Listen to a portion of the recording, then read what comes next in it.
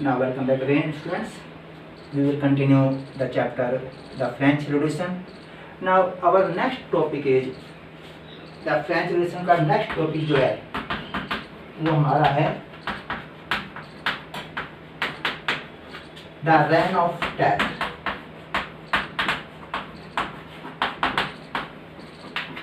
हिंदी में है आतंक का राज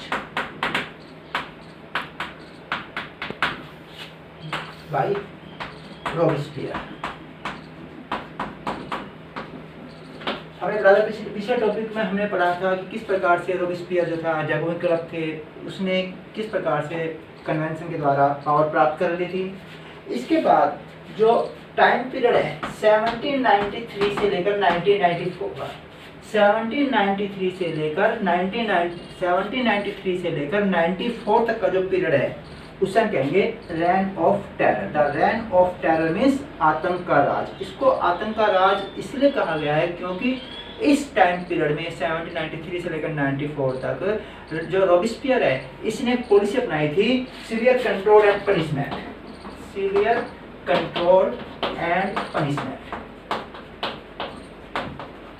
जो पॉलिसी अपनाई थी रॉबेस्पियर ने उस पॉलिसी का नाम था severe control and punishment.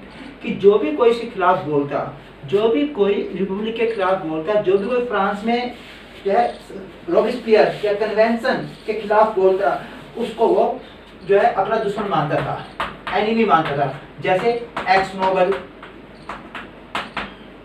Clergy, members of party, अपनी पार्टी के मेंबर्स जैसे एक्स नोबल हो गए, क्लर्जी हो गई, मेंबर्स हो गए अपनी पार्टी जो उसका विरोध करते थे उनको अपना एनिमी मानता, दुश्मन मानता था और उनको अरेस्ट करता था। उनको अरेस्टेड करता था, फिर इम्प्रिजन करता था। उसके बाद कोर्ट में ट्रायल करता था। कोर्ट में ट्रायल पर यदि उनको गिल्टी पाया जाता, यदि उनको दोषी पाया जाता, गिल्टी पाया जाता उनको, तो उनको क्या करता था, वो एग्जीक्यूट कर देता था, मार देता था, मरवा देता था। वो पनिशमेंट जो देता था, जो एग्जीक्यूट करता था, मारता था, वो किसके द्वारा मारता था? एक डिवाइस था गिलोटिन। गिलोटिन जो था एक इंस्ट्रूमेंट था, जैसे आजकल फांसी दी जाती है ऐसे ही गिलोटिन एक इंस्ट्रूमेंट है जिसके द्वारा जिन लोगों को फांसी देनी है, मारा जाना है, उनको मार देता था। ये गिलोटिन क्या होता था? दो पोर है, बीच में यहाँ पर क्या है? एक ब्लेड है, ब्लेड, और जिसका सिर काटना था तो बी हेडेड, जिस उसका सिर कट जाता था ब्लेड से। तो गिलोटिन के द्वारा जो भी कोई आदमी रॉबेस्पियर के खिलाफ बोलता था उसको गिलोटिन के द्वारा उसका सिर अलग कर देते थे ब्लेड के द्वारा। ये दो पोल है, ब्लेड नीचे जाएगा और ये आदमी खड़ा हुआ है जो इसका सिर कट जाएगा। तो इसके नाम पर डॉक्टर गिलोटिन ने इसका इन्वेंट किया था, इसलिए इसको नाम दिया गया जो है गिलोटिन।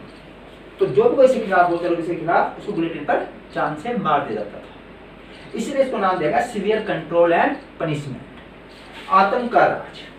अब रॉबेस्पियर ने क्या क्या सुधार किए, रॉबेस्पियर ने क्या क्या रिफॉर्म्स किए? Reforms by Robespierre.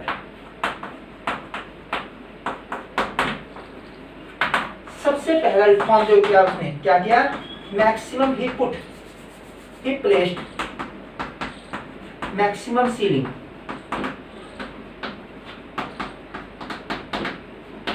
on prices and wages।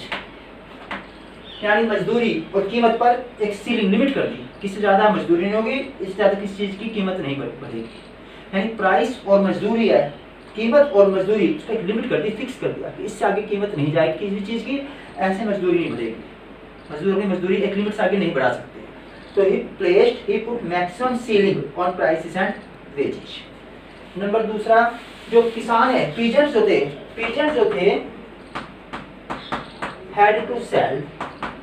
had to carry grain to the city or and sold grains at the price fixed by the government।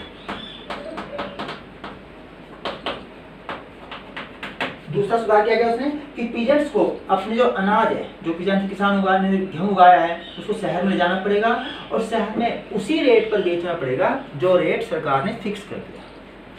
तीसरा सुधार क्या किया उसने कि ब्रेड एंड मीट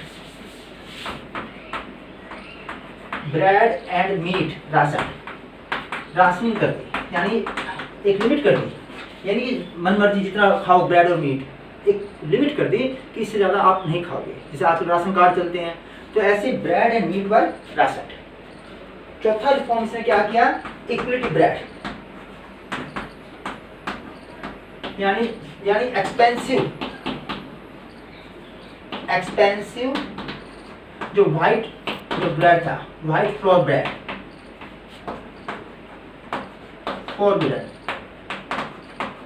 यानी जो महंगा आटा था उसको जो है बेचने से रोक दिया गया। एक्सपेंसिव जो था और सभी के लिए इक्वलिटी ब्रेड, यानी सब रोटी खाएंगे, जो ब्रेड जो आटा है एक समान एक आटे से खाएंगे, यानी कि अमीर आदमी महंगे आटे वाले से खा रहे रोटी और गरीब आदमी सस्ते आटे से, इक्वलिटी ब्रेड। अगला है कि सर और मैडम एड्रेस करना मना करते हैं उसमें कि a person will not be called by sir और मैडम। जैसे हम कहते हैं सर मैडम ये तो रिस्पेक्टफुल होते हैं, तो रॉबिस्पियर ने कह दिया वहाँ पर कि everyone will be known as citizen instead of sir or madam, everyone will be called by citizen, everyone will be known as citizen।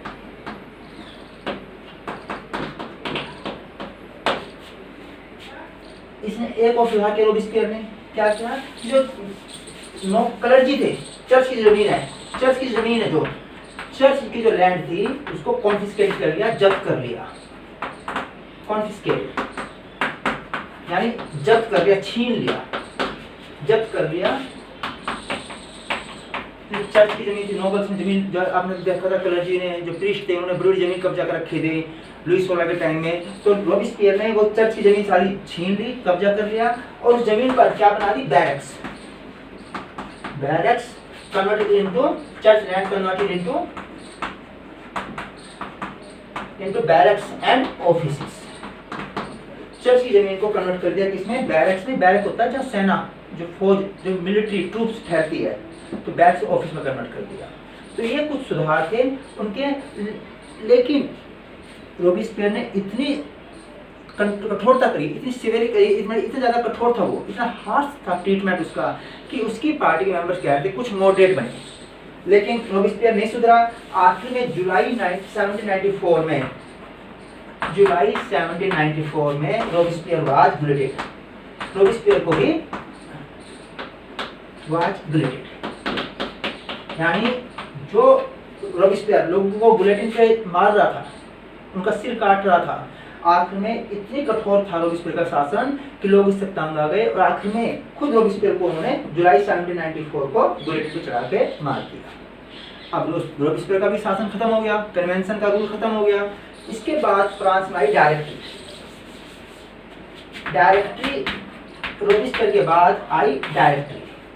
ये डायरेक्टरी क्या थी, ये डायरेक्टरी 5 मेंबर थे। डायरेक्टरी का रूल जो था 5 मेंबर्स का था, क्योंकि रॉबिस्पियर के टाइम में एक आदमी का रूल था, डिक्टेटर बन गया था, लोगों को बहुत मारा उसने, तो अब ताकि पावर एक ही आदमी के हाथ में न रहे, पावर 5 आदमी के हाथ में बन गई। इन 5 मेंबरों का जाता था डायरेक्टरी। तो डायरेक्टरी रूल फ्रांस। अब रॉबिस्पियर के बाद दोबारा फिर कॉन्स्टिट्यूशन बना। उस कॉन्स्टिट्यूशन में सिर्फ अमीर आदमी, वेल्दी है, रिच पीपल, जो अमीर आदमी सब वही वोट डालेंगे। नॉन प्रॉपर्टीड, जिनके पास प्रॉपर्टी नहीं है वे लोग वोट नहीं डालेंगे डायरेक्टरी के टाइम। रॉबिस्पियर के बाद जो नया कॉन्स्टिट्यूशन बना उसमें सिर्फ अमीर आदमी वोट डालेंगे, गरीब आदमी वोट नहीं डालेंगे। Wealthy people had right to vote. तो ये जो वेल्दी लोग हैं ये चुनेंगे किसको, टू इलेक्टेड, क्या करेंगे, इलेक्टेड करेंगे। ये जो वेल्दी लोग हैं ये इलेक्ट करेंगे टू लेजिस्लेटिव काउंसिल्स। जो वेल्दी जो रिच लोग हैं, अमीर आदमी है, गरीब आदमी वोट नहीं डालेंगे, अमीर आदमी वोट डालेंगे, उनके द्वारा वे 2 लेजिस्लेटिव काउंसिल चुनेंगे, 2 लेजिस्लेटिव काउंसिल चुनेंगे। ये लेजिस्लेटिव काउंसिल फिर अपॉइंट करेंगे, अपॉइंट ऐसे चलेगा। अमीर आदमी है, 2 लेजिस्लेटिव काउंसिल चुनेंगे, फिर ये लेजिस्लेटिव काउंसिल अपॉइंट करेगी डायरेक्टरी को, जो कि 5 मेंबर्स। लेकिन समस्या क्या थी कि जो 5 मेंबर थे, ये जो मेंबर्स थे, 5 मेंबर्स थे, क्लैश लड़ते थे विद लेजिस्लेटिव काउंसिल। ये 5 मेंबर जो थे, ये आपस में लड़ाई थी लेजिस्लेटिव काउंसिल के साथ। तो आखिर में लेजिस्लेटिव काउंसिल ने इनको वापस बुला लिया। तो अब फिर दोबारा फ्रांस में डिस्टर्बेंस होगी, टर्मोइल डिस्टर्बेंस होगी। तो इसकी वजह से अब धीरे धीरे फ्रांस में नेपोलियन बोनापार्ट का आगमन हुआ। तो इसकी वजह से अब डायरेक्टरी के बाद डिक्टेटरशिप आ गई फ्रांस के अंदर, वो नेपोलियन बोनापार्ट लाया। ये था हमारा डायरेक्टरी के बारे में। अब ये तो हमारे हो गए टॉपिक्स। अब थोड़ा सा हट कर लेते हैं इसी चैप्टर में से कि वुमेन के बारे में डिस्कस करते हैं। अभी तक हमने पढ़ा किस प्रकार से स्ट्रगल चल रहा था, कि किस प्रकार से वहाँ पे डायरेक्टरी आ गई, उससे पहले कन्वेंशन थी, उससे पहले नेशनल असेंबली, उससे पहले स्टेट जनरल। अब करते हैं बात वुमेन की।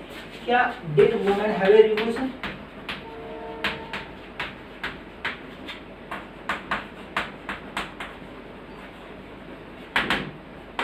क्या औरतों की रिवॉल्यूशन करी है? हमने देखा था कि फ्रांस के अंदर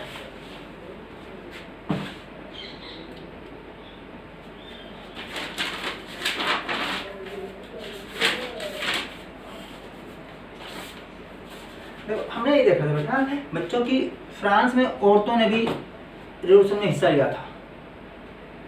औरतों ने भी रिवॉल्यूशन में हिस्सा लिया था इस उम्मीद के साथ कि उनको भी कुछ राइट मिलेंगे, क्योंकि फ्रांस में क्या पूरे ही मेडावल टाइम में या मॉडर्न टाइम के बजाय 17th सेंचुरी में पूरे ही यूरोप में क्या हर जगह ही औरतों को कोई राइट नहीं थे। अपने इंडिया में इतने राइट नहीं थे, वहाँ भी कहीं भी नहीं थे। तो औरतों ने अपने राइट के लिए रिवॉल्यूशन में पार्टिसिपेट किया इस उम्मीद के साथ कि उन्हें कुछ उनकी सुनवाई होगी, उन्हें कुछ अधिकार मिलेंगे। अब रिवॉल्यूशन से पहले भी और बाद में भी औरतों के साथ जो है बहुत बुरा व्यवहार किया जाता था। रिवॉल्यूशन से पहले भी जो हर स्टेट की जो पीपल थी, हर स्टेट की जो वुमेन थी, जो पुअर वुमेन थी, पर पुअर तो क्या काम करती थी, वे करती थी जैसे selling fruits, vegetables, flowers, domestic servants, वे घरेलू नौकरानी थी। तो लॉन्ड्री काम करती थी, धोबी वगैरह धोबन होती हैं, सेमिस्ट्रेस दर्जी काम करती थी, कपड़े सिलती थी, कपड़े धोती थी, न केवल घर का काम करती थी, बाहर काम भी करती थी। उनके ऊपर डबल जिम्मेदारी थी, डबल रिस्पॉन्सिबिलिटी थी उनके पास, घर के काम भी करना, जैसे घर के अपने जो है बर्तन जो है साफ करना, कपड़े धोना, जो है बच्चों को संभालना, केयरिंग करना बच्चों की, और बाहरी काम भी करना, जैसे सब्जी बेचना, फूल बेचना, या घर में नौकरी करना, दर्जे काम करना, या कपड़े धोना, धोबी वाला काम करना, सेमिस्ट्रेसेस या लॉन्ड्री काम करना। तो बहुत पुअर कंडीशन में थी। जो अमीर वुमेन थी, औरतें थी, वे पढ़ती थी। जो पुअर थी, पुअर वुमेन वर अनएजुकेटेड और अनट्रेन्ड। ना तो वे एजुकेटेड थी, ना ट्रेनिंग ले रखी थी उन्होंने किसी चीज़ की काम करने की, ना ही वे पढ़ी लिखी थी। लेकिन जो अमीर औरतें थी जो है वे पढ़ती लिखती थी, और साथ में जो है शादी के बाद काम पढ़ने के बाद उनकी शादी हो जाती थी। अब वुमेन ने अपने राइट के लिए अपने क्लब बनाने शुरू कर दिए। वुमेन ने अपने राइट को प्राप्त करने के लिए रिवॉल्यूशन के दौरान उन्होंने अपने जो है वुमेन पॉलिटिकल क्लब बनाए। जैसे पॉलिटिकल पार्टी होती हैं, ऐसे औरतों ने अपने जो है पॉलिटिकल क्लब बनाने शुरू कर दिए। तो उस समय फ्रांस में रिवॉल्यूशन के दौरान फ्रांस में 60 वुमेन पॉलिटिकल क्लब थे।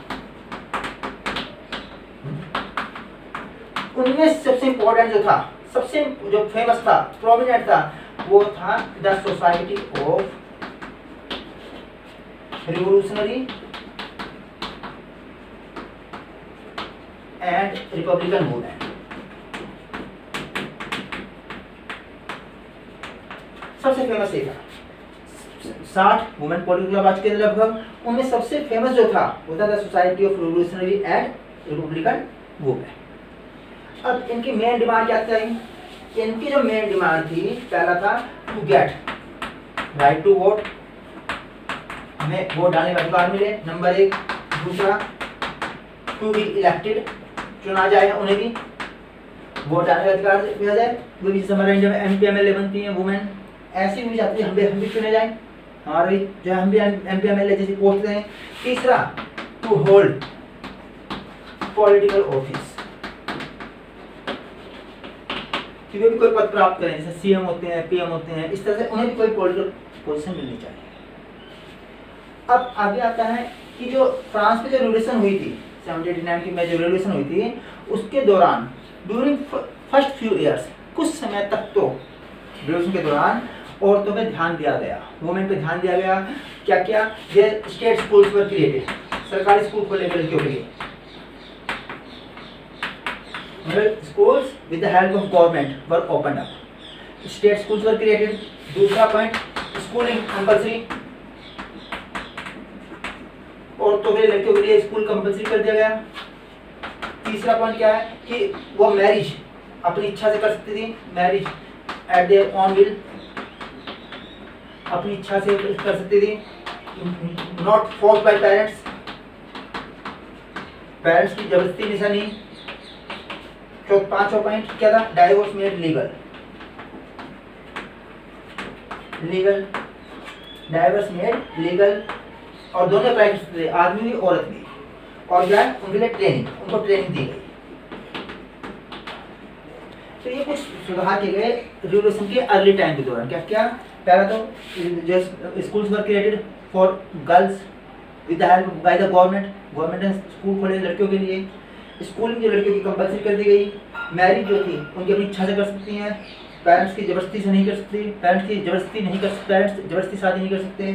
डिवोर्स जो है, तलाक है, वो लीगल बन गया, अब कोई भी मांग सकता है, चाहे आदमी चाहे औरत। और ट्रेनिंग, उनके लिए ट्रेनिंग की फैसिलिटी दी गई। अब थोड़ा आगे चलते हैं, लेकिन अब क्या हुआ आगे? जब जैकोबिन के टाइम में, रोबिस्पियर के टाइम में, during time of convention, Robespierre के टाइम में क्या करा? रोबिस्पियर ने stop all women political club.